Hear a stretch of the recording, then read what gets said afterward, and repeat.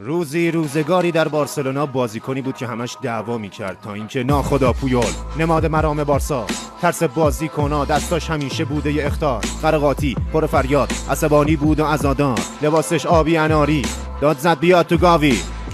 به تو نگفته بودم که مرزاتو بپا؟ ول کردی که چی توپ تو داری؟ دعوا رو چیکار؟ گفتم بگی تو پا رو بکش دستاتو کنار از توپ، یادت گفتم بذار دعوا رو کنار و الا میزنم جفتاتو بالا.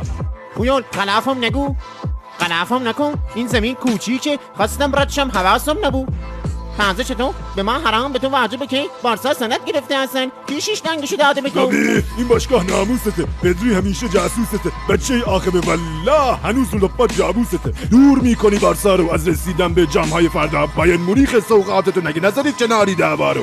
گاوی بی تاب و قرار دید واسه ادامهش راهی نداره. خفش جاوی کی بی تمام قراره، باشگاه فکر فروش بلاله. پویول بارسا تو گروه فقره، افتادیم تو گروه مرگ، ثبت قرارداد دروغ مست. مسی چطور بیاد شروع فصل؟ یه دستمند زدن دست ما، میگن پول دادید به این داورو، رفع کنین اتهام رشوه های ما رو، ما خاک میکنیم رئالو، میکشیم همه بدخواه رو، سیاه کردن روز ما رو. پویول مسی نمیبینی اوضاع رو؟ بارسا که رفته تو گاراژ، نمیخوای که برگردی؟ باشگاه رو بدیم به تاراج. تو پاریس پولتو جمع کردی، جام جهانی هم که بغل کردی، اون داستان چی بود که غر کردی رفتی؟ وقتش نشده که برگردی مسی؟